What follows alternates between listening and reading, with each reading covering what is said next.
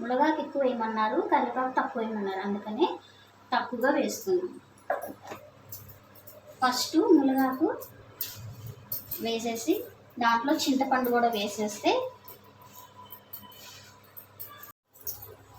మాడకుండా ఉండాలన్నమాట. ఆకు అనేది అసలు మాడకూడదు, చాలా జాగ్రత్తగా. చింతపండు కూడా వేసేసుకుంటే ఆ తడి ఉంటుంది కదా, చింతపండుకి తడి అనేది ఉంటుంది. అందుకే మునగాకులో పెట్టి చక్కగా వేయించేసుకోవడం వల్ల తడి మొత్తం పోతుంది. మునగాకు అయితే వేయించింది కాబట్టి తీసేసి, నూనె అయితే వెయ్యక్కర్లేదు, దేంట్లోనూ నూనె వేయక్కర్లేదు. ఎందుకంటే మునగాకు కరివేపాకుతో నూనె వేయక్కర్లేదు. తర్వాత కరివేపాకు కూడా ఇట్లా మాడకుండా ఇట్లా వేయించేసుకుని తర్వాత అప్పుడు నూనె అనేది వేసి, ఇవి ఉన్నాయి కదా, ఈ దినుసులు ఉన్నాయి కదా, వీటిల్లో ఖచ్చితంగా నూనె అనేది వేయాలి. అది ఎక్కువ ఏం వేయక్కర్లేదండి, పొడి పొడిగా రావాలి. కారపొడి అంటే పొడి పొడిగా వస్తేనే బాగుంటుంది, కానీ ఆయిల్ కూడా ఎక్కువ వేయద్దన్నారు.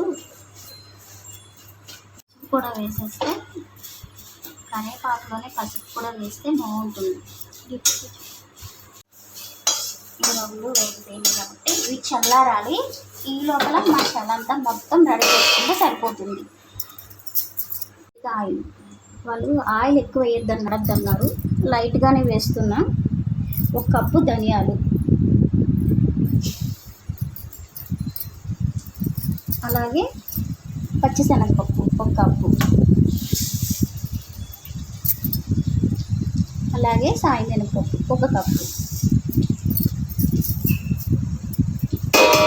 ఇప్పుడు మునగాకు అన్నది అందరూ తింటున్నారండి. మునగాకు పొడి ఏంటి, అది మామూలుగా పొడి చేసేసుకుని చక్కగా ఉదయం పూట హాట్ వాటర్లో వేసుకుని 2 చెంచాలు వేసుకుని తాగుతున్నారు. హార్ట్కి మంచిది, తర్వాత కంటికి మంచిది, మనకి కాల్షియం ఉంటుంది. చాలామంది చేస్తున్నారు. మునగాకు కారం అనేది నాకు ఇప్పుడే వచ్చింది అనమాట, ఆర్డర్ అనేది. మామూలుగా నార్మల్గా వెల్లుల్లి కారం, ధనియాల కారం ఇవన్నీ అంటే ఎప్పుడు నేను చేస్తూనే ఉంటాను. గోంగూర పచ్చడి ఇవన్నీ అయితే నేను ఎప్పుడు చేస్తూనే ఉంటాను. ఇదైతే తెలిసిన వాళ్ళే, అందులో సబ్స్క్రైబర్ అనమాట వాళ్ళు.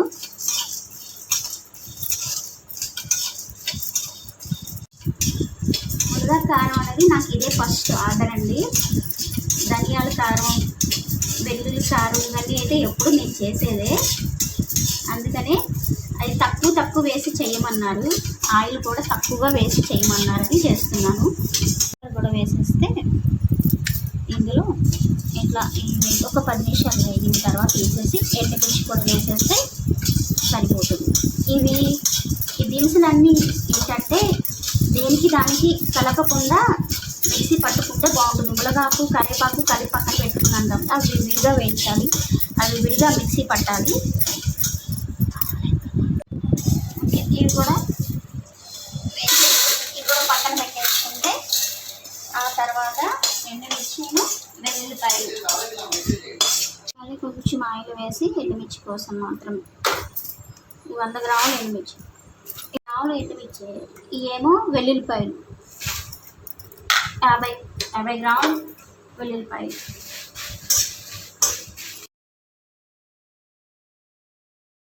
కొంచెం ఇంగు కూడా వేస్తే చాలా బాగుంటుందండి.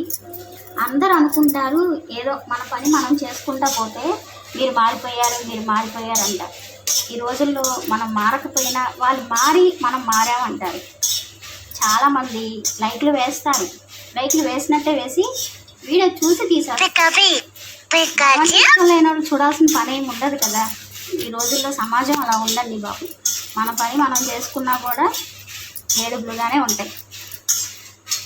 మనం ఎవరిని ఏం అనక్కర్లేదండి, ఆ దేవుడే చూసుకుంటాడనేసి మేము అసలు ఎవరిని పట్టించుకోము.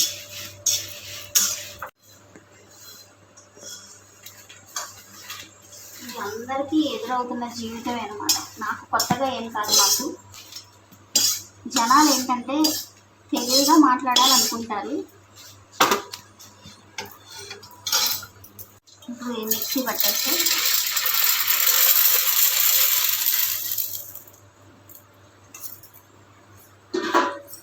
చల్లారిపోయింది.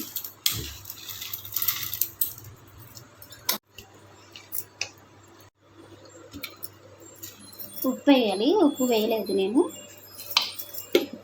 ఉప్పు వేసి ఇంకొకసారి తిప్పితే ఇప్పుడు మునగాకు కరివేపాకు విడివిడిగా పట్టుకుంటే దీంట్లో చాలా బాగుంటుంది. అందుకనేసి పొడి మాత్రం ముందు పట్టేసాను. ధనియాలు ఇవన్నీ కలిపి ముందు పట్టేసాను. ఇట్లాగే ఉండాలని. మరి మెత్తగా ఉంటే అసలు అది కూడా లేదంటే ఏంటో కూడా తెలియదండి. కారపొడులు అంటే కొంతమంది అట్లా ఇచ్చేస్తారు, కానీ నేనైతే ఇట్లాగే పడతాను. కొంచెం అన్నీ కనిపిస్తుంటే చాలా బాగుంటుంది కదా. ఇప్పుడు మునగాకు కరివేపాకు ఇది కూడా మిక్సీ పట్టేస్తే రెడీ అయిపోతుంది.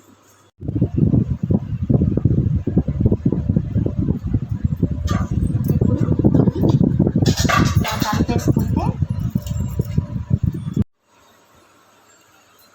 రెడీ అయిపోయిందండి. ఎంత బాగుందో, స్మెల్ అయితే చాలా బాగుంది. చూసారు కదా, పొడి పొడిలాడుతూ. దీన్ని ఇంకా ప్యాకింగ్ చేసేయడమే. ప్యాకింగ్ చేసేసి వాళ్ళకి పంపించేయడమే అనమాట. మీకు ఎవరికైనా కావాలంటే తప్పకుండా కాల్ అనేది చేయండి, లేదంటే వాట్సాప్ మెసేజ్ పెట్టండి. బాయ్.